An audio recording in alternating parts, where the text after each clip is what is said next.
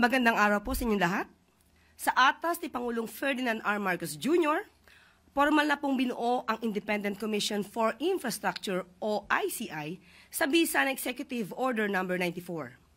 Ang layunin ng komisyon, ito ay magsasagawa ng malalim at walang kinikilingang investigasyon sa mga ulat ng katiwalian, maling paggamit ng pondo at irregularidad sa mga flood control at iba pang proyektong pang-infrastruktura ng pamahalaan sa nakalipas na 10 taon.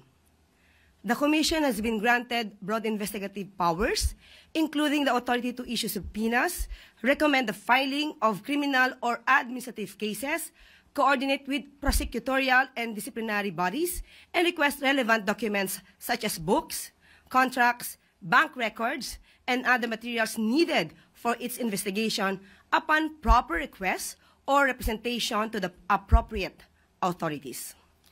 To lead this task, the President has appointed individuals of proven competence, integrity, and deep familiarity with infrastructure, finance, and institutional reform. Rogelio Babe Singson, Commission Member. Mr. Singson brings decades of direct experience in both the planning and execution of major government infrastructure projects.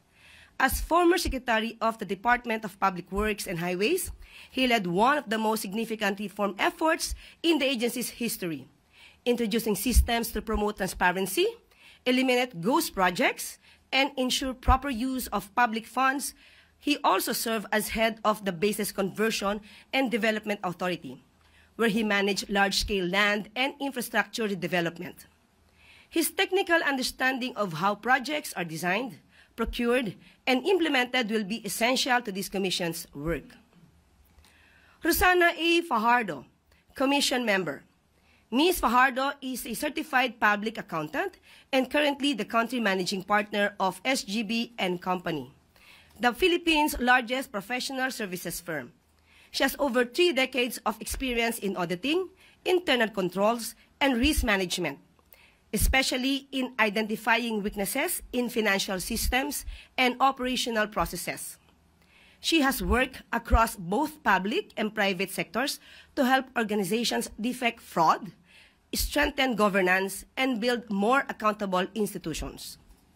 Her technical insight and financial acumen are critical in following the trail of public funds and determining where leakages and irregularities may have occurred. Mayor Benji Magalong, a special advisor and who will act as investigator for the ICI. Mayor Magalong is a career law enforcement officer who served as Deputy Director General of the Philippine National Police and as former Director of Criminal Investigation and Detection Group, or CIDG. He handled sensitive, high-impact investigations and helped lead institutional reforms in law enforcement through intelligence-driven forensic-based approaches. As mayor of Baguio City, he has continued to apply his strict standards of transparency and accountability in local governments.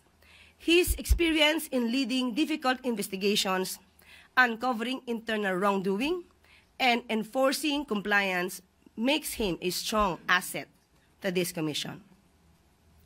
The announcement of the chairperson of the commission will be made by the President in the coming days. Voluntaryo ang pagtanggap nila sa tungkulin na ito. Hindi sila hinihirang para ipagtanggol ang sistema kundi para harapin ito. Bawat isa sa kanila ay may mahabang karanasan sa pagtukoy ng mga problema sa loob ng mga institusyon at sa pagpapatupad ng mga reforma sa malalaking organisasyon. At pinakamahalaga sa lahat, wala ni isa sa kanila ang konektado sa anumang ahensya o kontratistang iniimbestigahan. Karapatan ng publiko ang magkaroon ng isang tunay na independent commission. Gaya ng paulit-ulit na sinabi ni Pangulo, walang sasantuhin dito. Kahit kamag-anak, kaibigan, kaalyado, there will be no secret cows. The Commission will begin its work immediately.